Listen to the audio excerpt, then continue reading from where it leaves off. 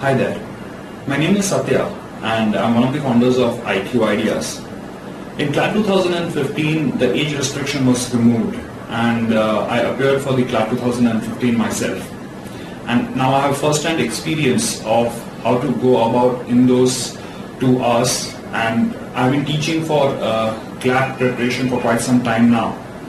So basically this session is to address a few questions that students frequently keep asking me about how to go about their preparations or how to attempt certain questions in the examination and so forth.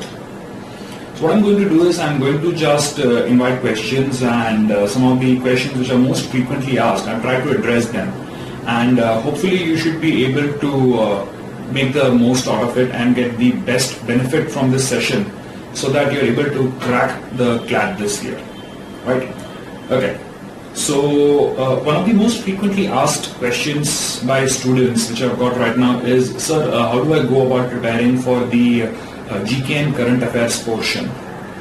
The static GK and current affairs are two separate things which are asked in that one section of GK and current affairs, right? And it's worth about 50 marks, which is 25% of the paper. And there's a lot of material freely available in the market. There are a lot of books based on static GK. Current affairs can be accessed from different websites which are available on the internet. So first let me address the static GK portion.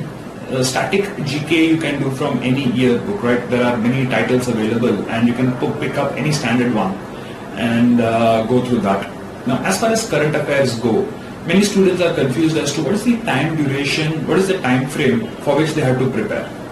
Now there is no set limit as to the months of a particular year from which the question can be asked and be termed as current affairs. As a rule of thumb, normally we believe that from the March of the previous year to the March-April of the current year, that is the exam in which you are going to appear for the exam, would be a safe period to consider as the period from which current affairs questions can be asked. So in case you are appearing for CLAT 2016, then starting from March 2015 till about March-April of 2016, I would advise you go through the current affairs of these 12 to 13 months, and that should take care of it. Now it might seem like a long thing, right? It might seem like a very long time frame, and how do you go about preparing for it? But luckily there are many such websites available which have monthly compendiums, so you can subscribe to any one of them. And in case you have been already reading newspapers diligently and regularly, then this should not be very difficult for you. Alright, now CLAT 2015 threw up many surprises. It was the first online edition, and even the questions asked were something which was totally unexpected for many students. So based on that, I received a couple of questions. One of the students asks me, sir, can we expect the same kind of logical reasoning questions which appeared in CLAT 2015? In fact, a couple of puzzle sets which were there in the paper were quite difficult, and if you felt that it was from PG level papers. So the question here is, sir, do I actually need to prepare those CAT level questions? Well, my answer to you is this. It is not wrong to prepare more and more, right? Of course, it would not be fair to expect students who are preparing for an undergraduate level examination to know things which should actually be solved by postgraduate level students. But if your basic preparation is done with, right, if you're confident on most of the topics that you feel are going to be asked anyway, and you have a little bit of extra time, then there's no harm in preparing for such questions. Don't intensively go about doing tons and tons of such questions with the fear that the entire paper is going to be as tough as it was last year. In fact, I would not say it was too tough, right? Apart from a few questions here and there, it seemed to be of a PG level. The paper was quite solvable, and even if you left those type of questions, most of the students would have done the same thing, and the cutoff for the various institutes would anyway have fallen. So don't waste too much time trying to attack the PG level material. Stick to the material that you have, right? And be prepared for any kind of question. Similarly, data interpretation was a new section, a new type of question, not a section, but a type of question which was introduced in CLAT 2015. It came in the math section, right? There was this table full of figures, and based on that students had to answer 5 questions. Now data interpretation, if you take a calm look at it, is not something new. It's just a combination of chapters like averages, percentages and ratio proportion. All you have to do is understand the data that is given and interpret it correctly. So if you're thorough with chapters like percentages, averages and ratio proportion, then cracking the data interpretation section should not be very difficult for you. Okay. The next question seems to be, sir, how many mock papers should ideally I be attempting, right? How many different centers should I get the mock papers from and attempt? Well, dear friend, I have seen many students who already have subscribed to one coaching institute and they would have done about a couple of dozen papers that has been provided as part of the package. And then they subscribe to mocks from other institutes as well. Right, and they have a collection of 50, 60, 70 mock papers, and every day they sit and attempt 2 to 3 mocks. My point to you is this: if you just keep attempting mock papers and look at the score and say, okay, this is my performance level, then that is not enough.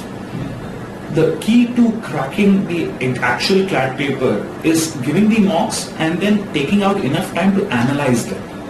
After you have given a mock, let us say it's a standard 2-hour paper, you should spend at least 4 to 6 hours in identifying what was my performance like in this particular exam. Was I able to solve enough number of questions?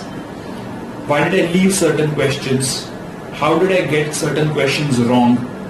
And more importantly, even those questions which I actually managed to get right, did I solve them in adequate time? Did I solve them quickly, or did I waste too much of time in getting that 1 mark, right?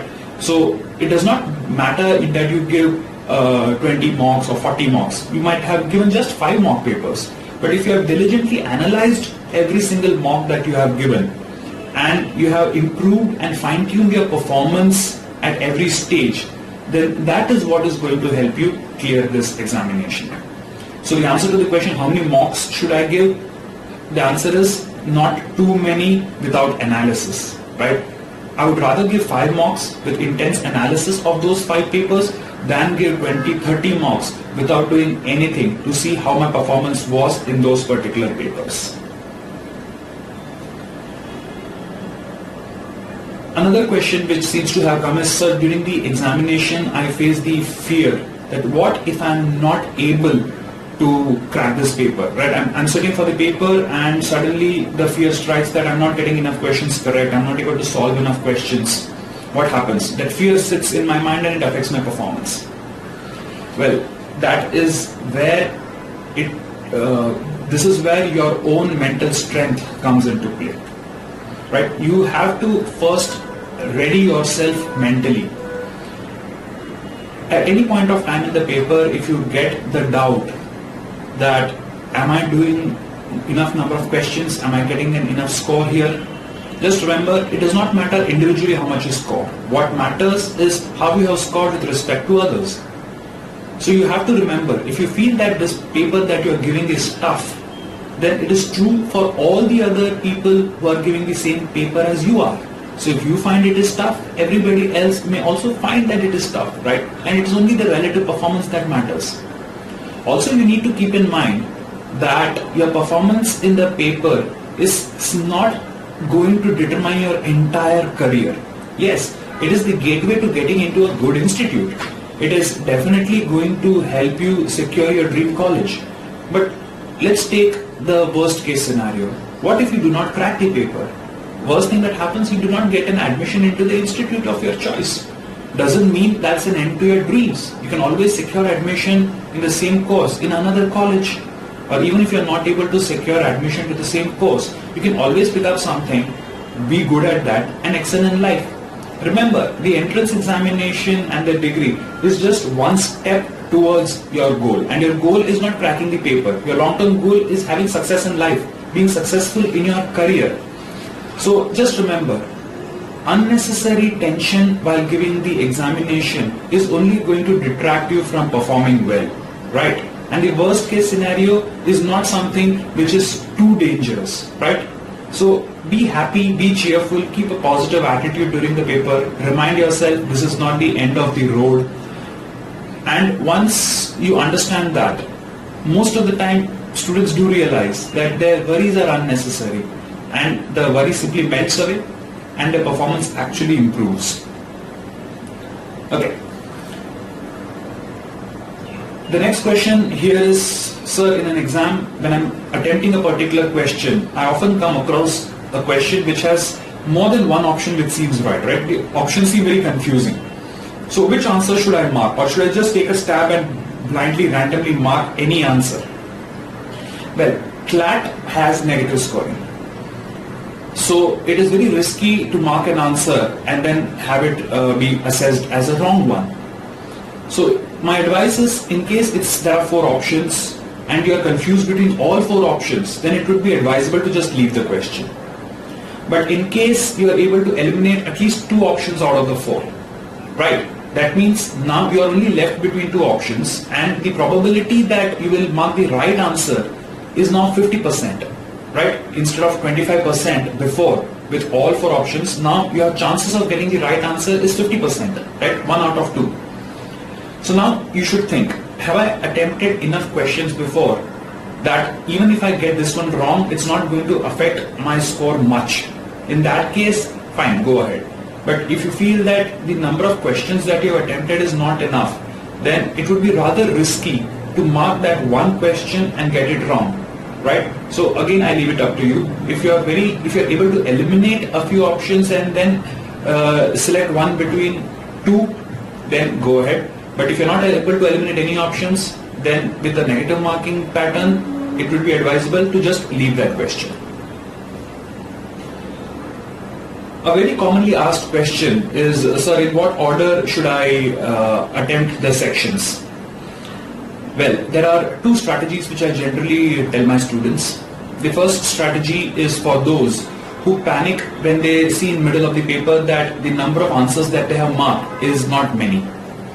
So for those, I would say start with a section which is simple, which is short, and which can be solved quickly. For me, that would have been GK. Now, GK is a section where it does not matter whether you know the question or not. Once you have read the question, all it takes is about a couple of seconds to identify and mark the right answer. Even if you don't know the answer, you will just leave it. So it's the time taken to solve a GK question and mark it or leave it is almost exactly the same. And with 50 questions of GK in the paper, this is doable in about 15 to 20 minutes. So if you start with GK and you have solved, let us say, you have attempted, right? Not marked, but attempted the 50 questions. That means out of 2 hours, you have spent about just 20 minutes and 1/4 of the paper seems to be done. Then you move ahead to a section like, say, English, but you don't attempt the lengthy questions like jumbled passages or reading comprehension.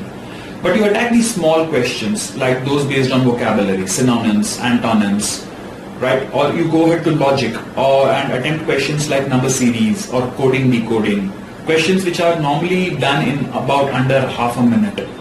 So if you attempt those questions which can be done very quickly in the beginning, you will get the confidence that you have solved a lot of questions in a very small amount of time. So then you will not start panicking that a lot of paper is left, right? See what happens if you attempt a reading comprehension passage first. You take about 6 to 7 minutes to read and understand, another 3 to 4 minutes to take a look at the questions and select the right answer. That means in about 10-12 minutes, you would have hardly attempted questions worth 5 to 7 marks. And then at the end of the paper, you realize that a lot many questions are left and not enough time is. So in case you are the kind of student who will panic because of time limitation, then start with those questions which are short. And some students stick to a particular section and don't move ahead unless they have attempted every question in that section. But the exam does not specify that you cannot move ahead before you have completed a single section. So in English, you may as well leave the reading comprehension questions for the end. Just solve the other questions, move ahead to logic. Maybe you leave questions which are passage-based reasoning, solve the small ones, move ahead. In the legal section, supposing you have questions of both legal aptitude and legal awareness, then you can just go through the legal awareness questions. They are practically the same as GK. Solve them, then go ahead to other sections before coming back to legal aptitude. So it's your strategy about which questions to attempt first. Then there is another category of students who feel that when they start the test, their mental faculties, their ability to think is at its peak. But as the test progresses, as time progresses, they get more tired. So for such question, students, I would say, start attacking your toughest section first. If you say math is tough for you, then start with the math section. Then you're at your freshest, you should be able to rip through the tough questions. And as the test progresses, go on to sections which are slightly less tough than the previous one. So when you near the end, you're reaching the section where you find it to be the easiest and you're mentally tired. So you actually don't have to stress yourself too much to solve the easy questions. But what strategy works for you depends solely upon the kind of person you are. So when you're giving a lot of mock tests, keep changing your strategy. After every test, analyze. Did this strategy actually help me score better? If the answer is yes, then stick to that strategy. Try to fine tune it. But if you find that a particular strategy that you adopted for a particular mock paper was not to your best, it did not earn you enough marks, then it's time to leave it and move ahead. So the next question which somebody has asked is, sir, what should be my overall preparation considering that it's just about 30 odd days which are left for preparation? Well, first note down the entire syllabus that you know is the suggested syllabus for this paper. Mark down the areas which you feel are your strong areas. Mark those areas which you feel are your weak areas. Now, in the weak areas, try to identify why is it weak. Am I conceptually weak? I simply don't understand the topic. Or is it that I understand the topic but I'm not able to apply the principles to solve a particular question? In case it is a problem of concept, then of course you need to take the help of your teacher and get it solved. But in case it is just a matter of not being able to apply it and solve the questions, then you need to practice a lot. Keep a cutoff date, like let us say 25th of April, that this is the date till which I will attempt to gain knowledge about new topics as much as possible. But once my self-set cutoff date is reached, I will stop learning new concepts and I will concentrate on just strengthening the concepts which I already know. I will stop learning new concepts 10 to 15 days prior to the exam. Give as many mocks as possible, but remember, analysis of every mock is the most crucial aspect. Keep improving your general knowledge and current affairs by reading as much as possible. Try to read as much as material possible online, right, in terms of articles and other things, so that you'll get comfortable reading material on a computer screen and your reading speed also increases. Sections like mathematics should be devoted time which is appropriate to their weightage. I know many students who fear math and hence spend over 50% of their preparation time on mathematics, ignoring or disregarding the fact that there are only 20 questions of math in the paper of 200 marks. So its weightage is less than 10%. If you take a look at GK, that's 25% of your paper. Legal, aptitude and awareness is 25% of the paper. Even English and logic are 20% each. So I would rather spend time on sections which have more weightage in the paper so that I can actually attempt more questions there and secure more marks. I hope this session was useful and I could cover some of the questions which many students have kept asking me and were presented to me right now. CLAT 2015 was a slightly different paper from the usual norm. But still students did manage to do well in that, right? A lot of people did actually get across to the different national law universities. So remember, if the paper is easy, cutoffs go up. Paper is tough, cutoffs simply go down. But at the end of the day, somebody does manage to get a good rank and get into the institute of their choice. So with diligence, with diligent performance, with dedication, with sincere hard work and smart work, it can very well be you who gets into the institute of your choice. So here's wishing you all the best. Hope you perform extremely well on the 8th of May in CLAT 2016. Have a good day.